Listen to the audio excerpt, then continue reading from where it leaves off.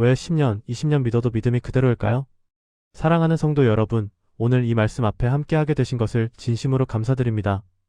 혹시 여러분 중에 이런 고민을 하고 계신 분 계시지 않습니까? 시작 전 구독과 좋아요 꼭 눌러주세요. 교회를 오래 다녔습니다. 10년, 어떤 분은 20년, 30년을 다녔습니다. 성경도 열심히 읽고 기도도 하고 예배도 빠지지 않습니다. 그런데 솔직히 질문해 보십시오. 내 믿음이 자랐습니까? 10년 전의 나와 지금의 나, 믿음에서 무엇이 달라졌습니까? 어떤 분은 이렇게 말씀하십니다. 목사님, 저는 믿음이 없는 것 같아요. 기도해도 확신이 없고 말씀을 읽어도 감동이 없어요. 저는 믿음의 사람이 아닌 것 같아요. 또 어떤 분은 이렇게 고백합니다. 처음 예수님을 믿을 때는 그렇게 뜨거웠는데 이제는 식어버렸어요. 신앙생활이 그냥 습관이 되어버렸어요. 여러분, 이것은 비단 한두 사람의 문제가 아닙니다. 많은 성도들이 똑같은 고민을 하고 있습니다. 믿음이 자라지 않는다는 것, 이것이 현대 교회의 가장 큰 문제 중 하나입니다. 그런데 오늘 제가 여러분께 확실하게 말씀드릴 수 있는 것이 있습니다. 믿음은 자랄 수 있습니다. 아니, 믿음은 반드시 자라야 합니다. 그리고 믿음이 자라는 데는 명확한 단계가 있습니다. 오늘 우리는 성경 인물들의 삶을 통해서 믿음이 자라는 4단계를 살펴볼 것입니다. 이것은 이론이 아닙니다. 실제로 성경의 위대한 믿음의 선진들이 걸어간 길입니다. 그리고 그들이 걸어간 그 길을 우리도 걸어갈 수 있습니다. 첫 번째 단계는 듣는 믿음의 단계입니다. 두 번째 단계는 시험받는 믿음의 단계입니다. 세 번째 단계는 순종하는 믿음의 단계입니다. 그리고 네 번째 단계는 성숙한 믿음의 단계입니다. 오늘 이 시간, 여러분의 믿음이 다음 단계로 나아가는 결정적인 전환점이 되기를 주님의 이름으로 축원합니다. 잠깐만요. 여러분, 믿음이 자라지 않는 이유를 아십니까? 우리가 믿음의 단계를 이해하지 못하기 때문입니다. 자, 그럼 믿음의 첫 번째 단계를 살펴보겠습니다. 듣는 믿음의 단계입니다. 로마서 10장 17절, 그러므로 믿음은 들음에서 나며 들음은 그리스도의 말씀으로 말미암았느니라. 모든 믿음은 듣는 것에서 시작됩니다. 하나님의 말씀을 듣는 것, 이것이 믿음의 출발점입니다. 이 단계의 대표적인 인물을 살펴보겠습니다. 바로 니고데모입니다. 요한복음 3장, 니고데모는 바리새인이었고 유대인의 지도자였습니다. 그는 밤에 예수님을 찾아왔습니다. 왜 밤에 왔습니까? 사람들의 눈을 피하기 위해서였습니다. 아직 확신이 없었기 때문입니다. 니고데모가 예수님께 말합니다. 랍비여, 우리가 당신은 하나님께로부터 오신 선생인 줄 아나이다. 하나님이 함께 하시지 아니하시면 당신이 행하시는 이 표적을 아무도 할 수 없음이니이다. 니고데모는 예수님의 표적을 보았습니다. 그리고 예수님이 특별한 분이라는 것을 인정했습니다. 그러나 아직 진정으로 믿지는 못했습니다. 예수님께서 니고데모에게 말씀하십니다. 진실로 진실로 내게 이르노니 사람이 거듭나지 아니하면 하나님의 나라를 볼 수 없느니라. 니고데모가 묻습니다. 사람이 늙으면 어떻게 날 수 있사옵나이까? 두 번째 모태에 들어갔다가 날 수 있사옵나이? 여러분, 니고데모의 이 질문이 바로 듣는 믿음 단계의 특징입니다. 들었지만 이해하지 못합니다. 알았지만 깨닫지 못합니다. 예수님께서 계속 설명하십니다. 바람이 임의로 불매 내가 그 소리는 들어도 어디서 와서 어디로 가는지 알지 못하나니 성령으로 난 사람도 다 그러하니라. 니고데모가 대답합니다. 어찌 그러한 일이 있을 수 있나이? 아직도 이해하지 못합니다. 이것이 첫 번째 단계입니다. 우리가 처음 복음을 들을 때가 그렇습니다. 예수님이 하나님의 아들이라는 말을 듣습니다. 우리의 죄를 위해 십자가에 달려 돌아가셨다는 말을 듣습니다. 사흘 만에 부활하셨다는 말을 듣습니다. 들었습니다. 그러나 완전히 이해하지 못합니다. 머리로는 알지만 가슴으로는 확신하지 못합니다. 또 다른 예를 보겠습니다. 베드로입니다. 마태복음 16장, 예수님께서 제자들에게 물으십니다. 사람들이 인자를 누구라 하느냐? 제자들이 대답합니다. 더러는 세례 요한, 더러는 엘리야, 어떤 이는 예레미야나 선지자 중에 하나라 하나이다. 예수님께서 다시 물으십니다. 너희는 나를 누구라 하느냐? 베드로가 대답합니다. 주는 그리스도시요 살아계신 하나님의 아들이시니이다. 예수님께서 말씀하십니다. 바요나 시몬아, 내가 복이 있도다. 이를 내게 알게 하니는 혈육이 아니요 하늘에 계신 내 아버지시니라. 베드로는 고백했습니다. 예수님이 그리스도시요 하나님의 아들이라고 고백했습니다. 이것은 하늘에 계신 아버지께서 알게 하신 것입니다. 이것이 듣는 믿음입니다. 하나님께서 우리에게 알게 하시고 우리가 듣고 믿습니다. 그런데 문제는 베드로가 이 고백을 한 직후에 무슨 일이 일어났는가입니다.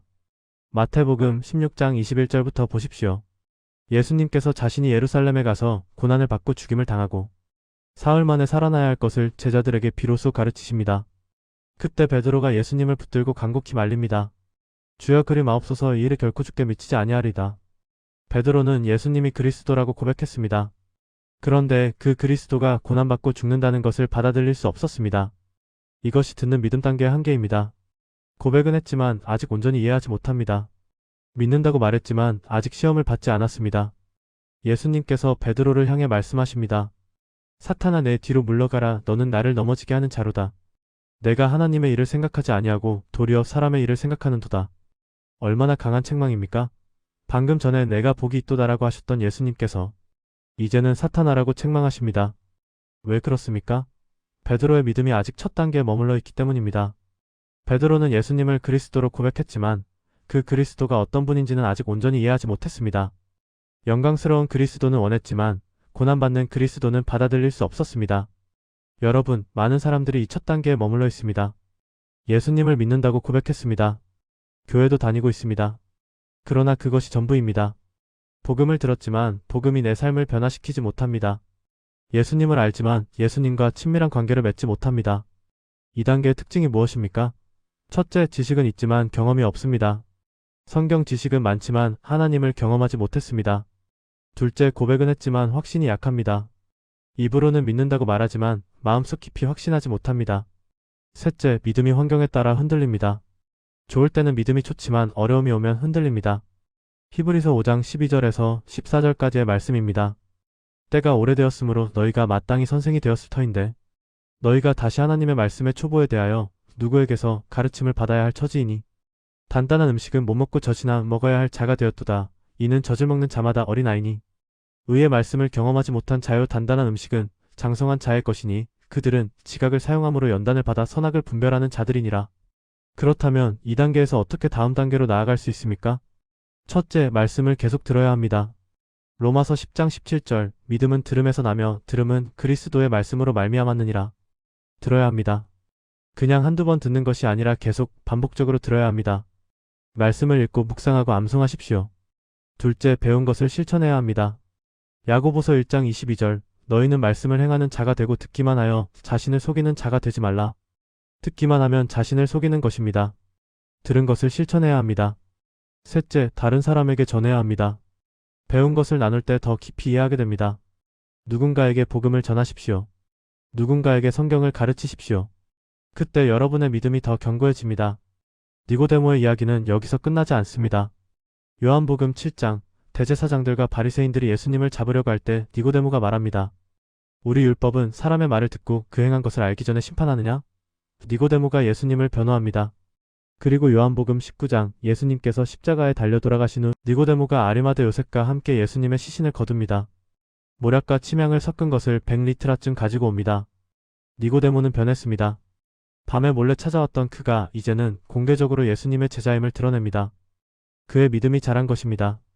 듣는 믿음에서 다음 단계로 나아간 것입니다. 이제 두 번째 단계를 살펴보겠습니다. 시험받는 믿음의 단계입니다. 야고보서 1장 2절에서 4절, 내 형제들아, 너희가 여러 가지 시험을 당하거든 온전히 기쁨으로 여기라. 이는 너희 믿음의 시련이 인내를 만들어 내는 줄 너희가 알미라. 인내를 온전히 이루라. 이는 너희를 온전하고 구비하여 조금도 부족함이 없게 하려 함이라. 믿음은 시험을 통해서 자랍니다. 시험이 없는 믿음은 자랄 수 없습니다. 이것이 하나님의 방법입니다. 하나님께서는 우리를 사랑하시기 때문에 시험을 허락하십니다. 우리의 믿음을 키우시기 위해서입니다. 이 단계의 대표적인 인물은 아브라함입니다. 아브라함은 믿음의 조상이라 불립니다. 그런데 아브라함의 믿음도 처음부터 완벽하지 않았습니다. 아브라함은 여러 차례 시험을 받았고 그 시험을 통해 믿음이 자랐습니다. 아브라함이 받은 시험들을 하나씩 살펴보면서 어떻게 믿음이 자라는지 배워보겠습니다. 첫 번째 시험, 고향을 떠나는 시험입니다. 창세기 12장 1절, 여호와께서 아브라함에게 이르시되 너는 내 고향과 친척과 아버지의 집을 떠나 내가 내게 보여줄 땅으로 가라. 하나님께서 아브라함에게 명령하십니다. 고향을 떠나라고, 친척을 떠나라고, 아버지의 집을 떠나라고 말씀하십니다. 어디로 가라고 하십니까? 내가 내게 보여줄 땅으로. 구체적인 목적지를 알려주지 않으십니다. 그냥 떠나라고만 하십니다. 이것이 시험입니다. 어디로 갈지도 모르는데 떠날 수 있습니까? 창세기 12장 4절, 이에 아브람이 여호와의 말씀을 따라갔고 아브람이 순종합니다. 75세의 나이에 모든 것을 버리고 떠납니다. 이것이 믿음입니다. 히브리서 11장 8절, 믿음으로 아브라함은 부르심을 받았을 때 순종하여 장래의 유업으로 받을 땅에 나아갈새 갈 바를 알지 못하고 나아갔으며 그런데 아브라함이 가나안에 도착한 후 무슨 일이 일어났습니까? 창세기 12장 10절 그 땅에 기근이 들었으므로 아브라함이 애굽에 거류하려고 그리로 내려갔으니 이는 그 땅에 기근이 심하였음이라. 하나님께서 보여주신 땅에 기근이 듭니다. 이것이 시험입니다. 아브라함은 어떻게 했습니까? 애굽으로 내려갔습니다. 하나님께 묻지 않고 자기 판단으로 애굽으로 갔습니다. 그리고 애굽에서 아내 사라를 누이라고 거짓말합니다. 자신의 생명을 지키기 위해서입니다. 아브라함이 실패한 것입니다. 두 번째 시험, 조카 롯과의 분쟁입니다. 창세기 13장, 아브람과 롯의 목자들 사이에 다툼이 생깁니다. 아브람이 롯에게 말합니다. 우리는 한 친족이라 나나 너나 내 목자나 내 목자나 서로 다투지 말자. 내 앞에 온 땅이 있지 아니하냐. 나를 떠나라. 내가 좌하면 나는 우하고 네가 우하면 나는 좌하리라. 아브람이 조카 롯에게 먼저 선택권을 줍니다. 연장자인 아브람이 먼저 선택할 수 있었습니다. 그러나 양보합니다. 이것이 시험입니다. 손해를 감수하고 양보할 수 있습니까? 롯은 어떻게 합니까? 요단 들판을 선택합니다. 창세기 13장 10절 그곳은 여호와께서 소돔과 고모라를 멸하시기 전이었으므로 여호와의 동산 같고 애굽 땅과 같아 수알까지 온 땅에 물이 넉넉하였더라. 가장 좋은 땅을 선택합니다. 이기적인 선택입니다. 그런데 아브람이 양보한 직후에 무슨 일이 일어났습니까? 창세기 13장 14절부터 17절 롯이 아브람을 떠난 후에 여호와께서 아브람에게 이르시되 눈을 들어 너 있는 곳에서 북쪽과 남쪽 그리고 동쪽과 서쪽을 바라보라 보이는 땅을 내가 너와 내 자손에게 주리니 영원히 이르리라. 내가 내 자손이 땅에 티끌 같게 하리니 사람이 땅에 티끌을 능히 셀 수 있을진데 내 자손도 세리라. 너는 일어나 그 땅을 종과 횡으로 두루 다녀보라. 내가 그것을 내게 주리라. 아브람이 양보했을 때 하나님께서 더 큰 축복을 주셨습니다. 롯이 선택한 땅보다 훨씬 더 큰 땅을 약속하셨습니다. 이것이 시험을 통과한 자에게 주시는 하나님의 상급입니다. 세 번째 시험, 아들을 얻기까지의 기다림입니다. 하나님께서 아브람에게 약속하셨습니다. 창세기 15장 5절 그를 이끌고 밖으로 나가 이르시되 하늘을 우러러 무뼈를 셀 수 있나 보라. 또 그에게 이르시되 내 자손이 이와 같으리라. 자손이 하늘의 별처럼 많아질 것이라는 약속입니다. 그런데 아브람에게는 아들이 없었습니다. 창세기 15장 2절 아브람이 이르되 주 여호와여 무엇을 내게 주시려 하나이까. 나는 자식이 없사오니 나의 상속자는 다메섹 사람 엘리에셀이니이다. 아브람은 늙어가고 있습니다. 아내 사라도 늙었습니다. 그런데 아들이 없습니다. 10년이 지났습니다. 창세기 16장 사라가 자기 여종 하갈을 아브람에게 줍니다. 여호와께서 내 출산을 허락하지 아니하셨으니 원하건대 내 여종에게 들어가라. 내가 혹 그로 말미암아 자녀를 얻을까 하노라. 사라의 제안이고 아브람이 받아들입니다. 그래서 이스마엘이 태어납니다. 그런데 이것이 하나님의 방법이었습니까? 아닙니다. 이것은 사람의 방법이었습니다. 아브람과 사라가 하나님의 약속을 믿지 못하고 자기 방법으로 해결하려고 한 것입니다. 13년이 더 지났습니다. 아브람이 99세가 되었을 때 하나님께서 다시 나타나십니다.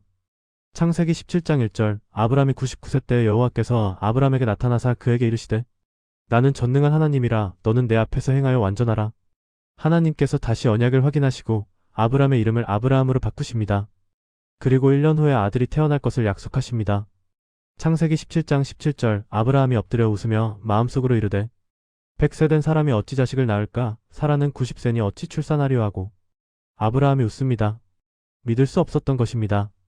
그러나 창세기 21장 1절에서 2절 여호와께서 말씀하신 대로 사라를 돌보셨고 여호와께서 말씀하신 대로 사라에게 행하셨으므로 사라가 임신하고 하나님이 말씀하신 시기가 되어 늙은 아브라함에게 아들을 낳으니 25년을 기다렸습니다.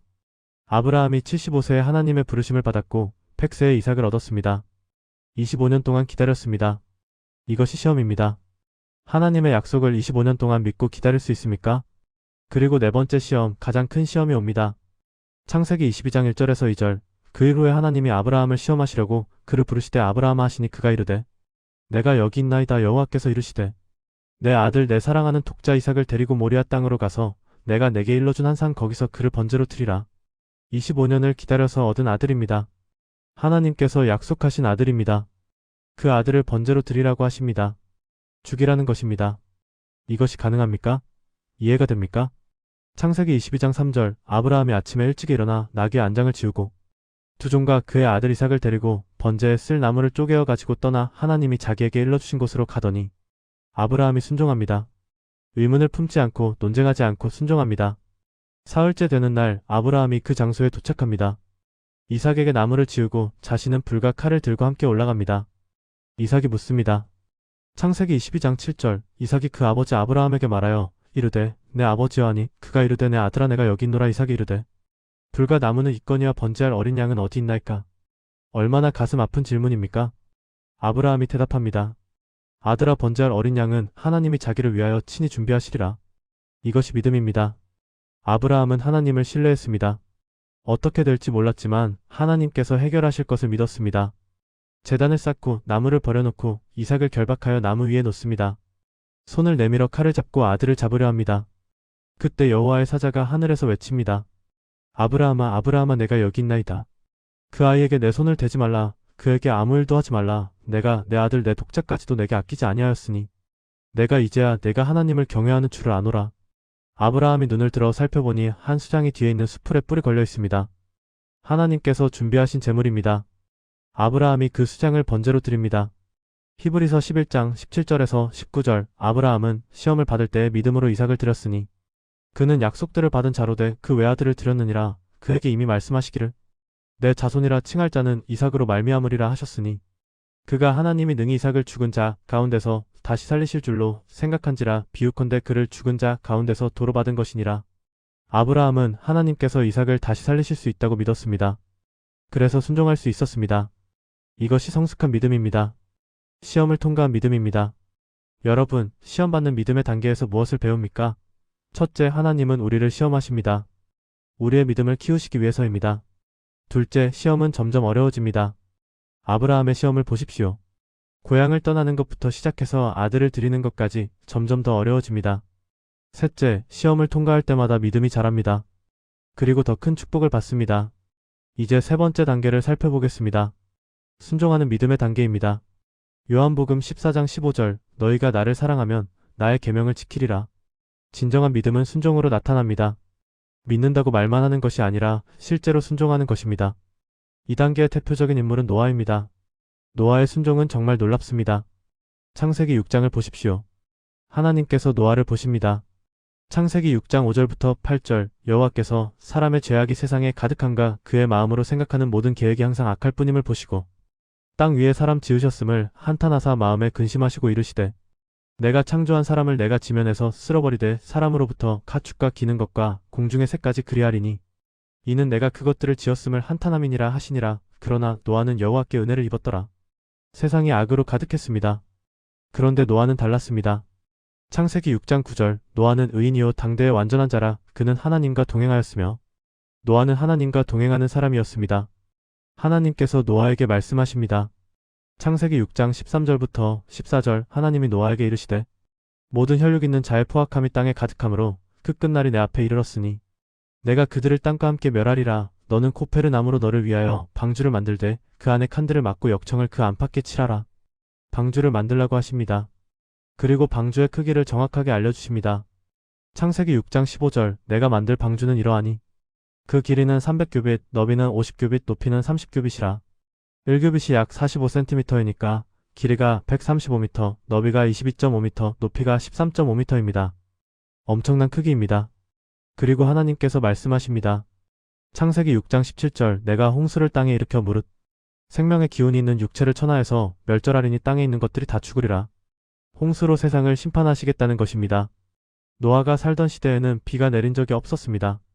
창세기 2장 5절부터 6절을 보면 여호와 하나님이 땅에 비를 내리지 아니하셨고 땅을 갈 사람도 없었으므로 안개만 땅에서 올라와 온 지면을 척셨더라. 그때까지는 비가 내리지 않고 안개가 땅을 척셨습니다. 그러니 노아가 사람들에게 홍수가 올 것이다라고 말했을 때 어떤 반응이 있었겠습니까? 비가 무엇인지도 모르는 사람들에게 홍수 심판을 말하는 것입니다. 게다가 노아는 산에서 멀리 떨어진 곳에 살았을 것입니다. 바다에서도 멀었을 것입니다. 그런 곳에서 거대한 배를 만드는 것입니다. 사람들이 보기에 노아는 미친 사람이었을 것입니다. 그런데 창세기 6장 22절 노아가 그와 같이 하되 하나님이 자기에게 명령하신 대로 다 준행하였더라. 노아가 순종합니다. 하나님께서 명령하신 대로 다 행했습니다. 창세기 7장 5절 노아가 여호와께서 자기에게 명령하신 대로 다 준행하였더라. 또 반복됩니다. 순종했다는 것을 강조합니다. 얼마나 오래 걸렸습니까? 성경은 정확한 기간을 말하지 않지만 많은 학자들은 약 100년 정도 걸렸을 것으로 추정합니다. 100년 동안 방주를 만들었습니다. 100년 동안 사람들의 조롱을 받았습니다. 100년 동안 믿음을 지켰습니다. 히브리서 11장 7절 믿음으로 노아는 아직 보이지 않는 일에 경고하심을 받아 경외함으로 방주를 준비하여 그 집을 구원하였으니 이로 말미암아 세상을 정죄하고 믿음을 따르는 의의 상속자가 되었느니라. 아직 보이지 않는 일에 경고하심을 받아 홍수는 아직 오지 않았습니다. 비도 내린 적이 없습니다. 그러나 노아는 하나님의 말씀을 믿고 순종했습니다. 이것이 순종하는 믿음입니다. 또 다른 예를 보겠습니다. 베드로입니다. 베드로는 듣는 믿음 단계에서 이미 살펴봤습니다. 그런데 베드로는 여기서 멈추지 않았습니다. 베드로의 믿음은 계속 자랐습니다. 누가복음 5장, 베드로가 예수님을 처음 만나는 장면입니다. 베드로와 동료들이 밤새도록 수고했지만 아무것도 잡지 못했습니다. 그때 예수님께서 배에 오르셔서 말씀을 가르치십니다. 말씀을 마치신 후 예수님께서 시몬에게 말씀하십니다. 깊은 데로 가서 그물을 내려 고기를 잡으라. 시몬이 대답합니다. 선생님, 우리들이 밤이 새도록 수고하였으되 아무것도 잡지 못하였지만 말씀에 의지하여 내가 그물을 내리리이다. 말씀에 의지하여 이것이 핵심입니다. 베드로는 어부였습니다. 고기 잡는 것에 대해서는 전문가였습니다. 밤이 고기 잡기에 가장 좋은 시간이라는 것도 알았습니다. 밤새도록 수고했지만 한 마리도 잡지 못했습니다. 이제 낮입니다. 고기 잡기에 가장 나쁜 시간입니다. 그런데 예수님께서 깊은 데로 가서 그물을 내리라고 하십니다. 베드로는 자기 경험과 지식으로는 이해할 수 없었습니다. 그러나 순종했습니다. 말씀에 의지하여 내가 그물을 내리리이다. 그 결과가 무엇입니까? 누가복음 5장 6절에서 7절, 그렇게 하니 고기를 잡은 것이 심이 많아 그물이 찢어지는지라. 이에 다른 배에 있는 동업자들에게 손짓하여 와서 도와달라 하니 그들이 와서 두 배의 채움에 잠기게 되었더라. 엄청난 양의 고기를 잡았습니다. 그물이 찢어질 정도였습니다. 두 배가 잠길 정도였습니다. 이것이 순종의 결과입니다. 시몬 베드로가 이를 보고 예수의 무릎 아래에 엎드려 이르되 주여, 나를 떠나소서, 나는 죄인이로소이다. 베드로가 예수님이 누구신지 깨달았습니다.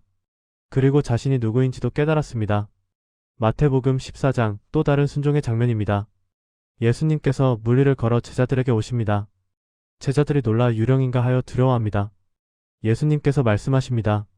안심하라, 나니 두려워하지 말라. 베드로가 대답합니다. 주여, 만일 주님이시거든 나를 명하사 물 위로 오라 하소서. 예수님께서 말씀하십니다. 오라. 베드로가 배에서 내려 물 위를 걸어서 예수께로 갑니다. 베드로가 물 위를 걸었습니다. 이것이 가능합니까? 불가능합니다. 그러나 베드로는 예수님의 말씀을 믿고 순종했습니다. 오라는 한마디 말씀에 순종했습니다. 물론 베드로가 바람을 보고 무서워하여 빠져가기 시작했습니다. 그러나 중요한 것은 베드로가 물 위를 걸었다는 것입니다. 다른 제자들은 배 안에 있었습니다. 베드로만 물 위로 나왔습니다. 왜냐하면 베드로가 순종했기 때문입니다. 순종하는 믿음의 특징이 무엇입니까? 첫째, 이해하지 못해도 순종합니다. 노아는 비가 무엇인지도 몰랐지만 방주를 만들었습니다. 베드로는 낮에 고기를 잡을 수 없다는 것을 알았지만 그물을 내렸습니다. 둘째, 즉시 순종합니다. 노아는 하나님의 명령을 들은 후 즉시 방주를 만들기 시작했습니다. 베드로는 오라는 말씀을 듣자마자 배에서 내렸습니다. 셋째, 끝까지 순종합니다. 노아는 100년 동안 방주를 만들었습니다. 중간에 포기하지 않았습니다. 사람들이 조롱해도 이해하지 못해도 끝까지 순종했습니다. 야고보서 2장 17절, 이와 같이 행함이 없는 믿음은 그 자체가 죽은 것이라. 믿음은 행함으로 나타나야 합니다. 믿는다고 말만 하는 것이 아니라 실제로 순종해야 합니다. 여러분의 믿음은 어떻습니까? 하나님의 말씀을 듣고 순종하고 있습니까?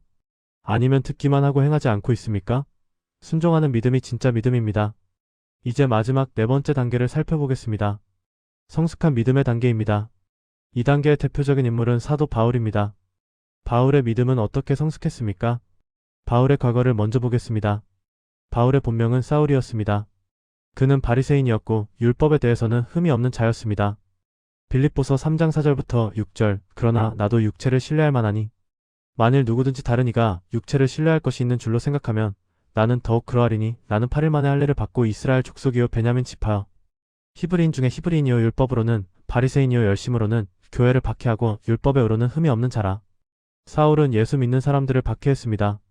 사도행전 8장 3절, 사울은 교회를 잔멸할새 각 집에 들어가 남녀를 끌어다가 옥에 넘기니라. 사도행전 9장 1절, 사울이 주의 제자들에 대하여 여전히 위협과 살기가 등등하여 대제사장에게 가서 그런데 다메섹으로 가는 길에서 사울이 예수님을 만났습니다. 사도행전 9장 3절부터 6절, 사울이 길을 가다가 다메섹에 가까이 이르더니 호련히 하늘로부터 빛이 그를 둘러 비추는지라 땅에 엎드러져 들음의 소리가 있어 이르시되 사울아 사울아 내가 어찌하여 나를 박해하느냐 하시거늘 대답하되 주여 누구시니까 이르시되 나는 내가 박해하는 예수라. 너는 일어나 시내로 들어가라. 내가 행할 것을 내게 이를 자가 있느니라 하시니 사울이 변했습니다. 예수님을 박해하던 자가 예수님의 제자가 되었습니다. 사울에서 바울로 이름이 바뀌었습니다. 그리고 바울은 온 세상에 복음을 전하는 사도가 되었습니다. 그런데 바울의 믿음이 처음부터 성숙했던 것은 아닙니다. 바울도 과정을 거쳤습니다. 듣는 믿음의 단계, 시험받는 믿음의 단계, 순종하는 믿음의 단계를 모두 거쳐서 마침내 성숙한 믿음의 단계에 이르렀습니다. 바울은 세 차례 전도 여행을 했습니다. 수많은 교회를 세웠습니다. 그러나 그 과정에서 엄청난 고난을 받았습니다. 고린도후서 11장 23절부터 28절을 보십시오. 그들이 그리스도의 일꾼이냐 정신없는 말을 하거니와 나는 더욱 그러하도다. 내가 수고를 넘치도록 하고 옥에 갇히기도 더 많이 하고 매도 수없이 맞고 여러 번 죽을 뻔하였으니 유대인들에게 40에서 하나 감한매를 5번 맞았으며 3번 태장으로 맞고 1번 돌로 맞고 3번 파선하고 1주야를 깊은 바다에서 지냈으며 여러 번 여행하면서 강의 위험과 강도의 위험과 동족의 위험과 이방인의 위험과 신의 위험과 광야의 위험과 바다의 위험과 거짓 형제 중의 위험을 당하고 또 수고하며 애쓰고 여러 번 자지 못하고 줄이며 목마르고 여러 번 굶고 춥고 헐벗었노라. 이외의 일은 고사하고 아직도 날마다 내 속에 눌리는 일이 있으니 곧 모든 교회를 위하여 염려하는 것이라. 바울이 겪은 고난을 보십시오. 매를 맞고 투옥되고 돌에 맞고 파선하고 온갖 위험을 당했습니다. 그런데 바울은 어떻게 반응했습니까? 빌립보서 1장 12절부터 14절 형제들아 내가 당한 일이 도리어 복음 전파의 진전이 된 줄을 너희가 알기를 원하노라. 이러므로 나의 매임이 그리스도 안에서 모든 시위대 안과 그 밖의 모든 사람에게 나타났으니 형제 중 다수가 나의 매임으로 말미암아 주 안에서 신뢰함으로 겁없이 하나님의 말씀을 더욱 담대히 전하게 되었느니라. 바울은 자신의 고난이 복음 전파에 유익이 되었다고 말합니다. 감옥에 갇혔지만 그것 때문에 더 많은 사람들이 복음을 들었고 더 많은 그리스도인들이 담대해졌다는 것입니다. 빌립보서 4장 11절부터 13절 내가 궁핍함으로 말하는 것이 아니니라. 어떠한 형편에든지 나는 자족하기를 배웠노니 나는 비천에 처할 줄도 알고 풍부에 처할 줄도 알아. 모든 일 곧 배부름과 배고픔과 풍부와 궁핍에도 처할 줄 아는 일체의 비결을 배웠노라. 내게 능력 주시는 자 안에서 내가 모든 것을 할 수 있느니라. 바울은 자족하는 법을 배웠습니다. 어떤 상황에서도 만족할 수 있었습니다. 왜냐하면 그리스도께서 능력을 주시기 때문입니다. 이것이 성숙한 믿음입니다. 고린도후서 12장 바울에게 육체의 가시가 있었습니다. 그것이 무엇인지 정확히 알 수 없지만 바울을 괴롭히는 무언가였습니다. 바울이 3번 주께 그것을 떠나가게 해달라고 간구했습니다. 그러나 주님께서 대답하셨습니다. 고린도후서 12장 9절 내 은혜가 내게 족하도다. 이는 내 능력이 약한 데서 온전하여짐이라. 하나님께서 육체의 가시를 제거해주지 않으셨습니다. 그러나 은혜가 족하다고 말씀하셨습니다. 바울의 반응을 보십시오. 그러므로 도리어 크게 기뻐함으로 나의 여러 약한 것들에 대하여 자랑하리니 이는 그리스도의 능력이 내게 머물게 하려 함이라. 그러므로 내가 그리스도를 위하여 약한 것들과 능욕과 궁핍과 박해와 공고를 기뻐하노니 이는 내가 약한 그때의 강함이라. 바울은 약함을 자랑합니다. 약함을 기뻐합니다. 왜냐하면 약할 때 그리스도의 능력이 나타나기 때문입니다. 이것이 성숙한 믿음입니다. 디모데후서 4장 바울의 마지막 편지입니다. 바울은 로마 감옥에 갇혀 있습니다. 곧 순교할 것을 알고 있습니다. 이때 바울이 무엇이라고 말합니까? 디모데후서 4장 6절부터 8절 전제와 같이 내가 벌써 부어지고 나의 떠날 시각이 가까웠도다. 나는 선한 싸움을 싸우고 나의 달려갈 길을 마치고 믿음을 지켰으니 이제 후로는 나를 위하여 의의 면류관이 예비되었으므로 주 곧 의로우신 재판장이 그날에 내게 주실 것이요 내게만 아니라 주의 나타나심을 사모하는 모든 자에게도니라. 바울은 죽음 앞에서도 담대합니다. 후회하지 않습니다.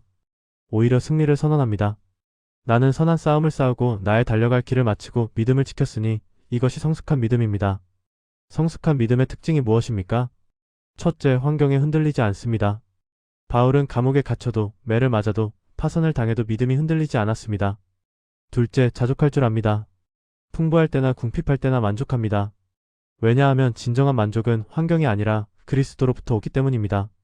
셋째, 약함을 인정합니다. 완벽한 척하지 않습니다. 자신의 약함을 인정하고 그 약함 가운데서 그리스도의 능력이 나타나기를 원합니다. 넷째, 하나님의 뜻을 구합니다. 자기 뜻이 아니라 하나님의 뜻을 구합니다. 육체의 가시가 떠나가기를 원했지만 하나님께서 내 은혜가 족하다고 하실 때 그것을 받아들입니다.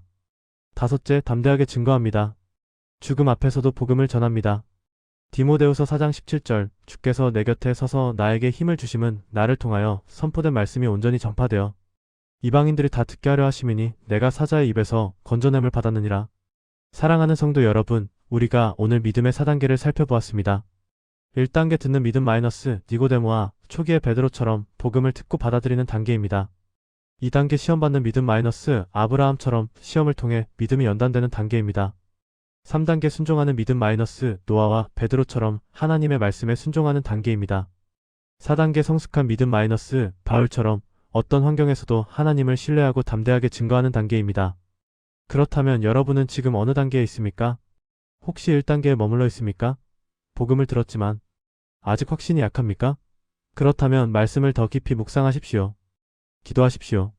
하나님께 구하십시오.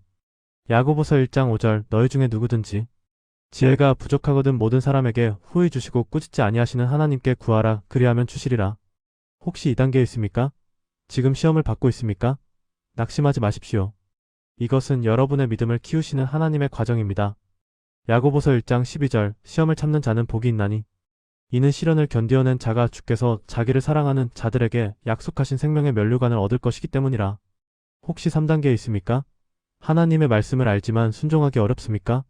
순종하십시오. 이해되지 않아도 순종하십시오. 요한복음 7장 17절 사람이 하나님의 뜻을 행하려 하면 이 교훈이 하나님께로부터 왔는지 내가 스스로 말함인지 알리라. 혹시 4단계를 향해 가고 있습니까? 계속 나아가십시오. 빌립보서 3장 13절에서 14절 형제들아 나는 아직 내가 잡은 줄로 여기지 아니하고 오직 한 일 즉 뒤에 있는 것은 잊어버리고 앞에 있는 것을 잡으려고 표대를 향하여 그리스도 예수 안에서 하나님이 위에서 부르신 부름의 상을 위하여 달려가노라. 마지막으로 이것을 기억하십시오. 믿음의 성장은 하룻밤에 일어나지 않습니다. 과정이 필요합니다. 시간이 필요합니다. 그러나 분명한 것은 하나님께서 여러분의 믿음을 자라게 하기 원하신다는 것입니다. 빌립보서 1장 6절 너희 안에서 착한 일을 시작하신 이가 그리스도 예수의 날까지 이루실 줄을 우리는 확신하노라. 하나님께서 시작하신 일을 반드시 이루십니다. 여러분의 믿음을 반드시 성장시키십니다. 오늘부터 다음 단계로 나아가십시오. 듣는 믿음에서 시험받는 믿음으로, 시험받는 믿음에서 순종하는 믿음으로, 순종하는 믿음에서 성숙한 믿음으로 나아가십시오. 그래서 언젠가 바울처럼 이렇게 고백할 수 있기를 바랍니다. 나는 선한 싸움을 싸우고 나의 달려갈 길을 마치고 믿음을 지켰으니 이제 후로는 나를 위하여 의의 면류관이 예비되었도다. 오늘 이 말씀을 들으신 모든 분들의 믿음이 반드시 자라기를 주님의 이름으로 축원합니다. 아멘. 구독과 좋아요는 사랑입니다.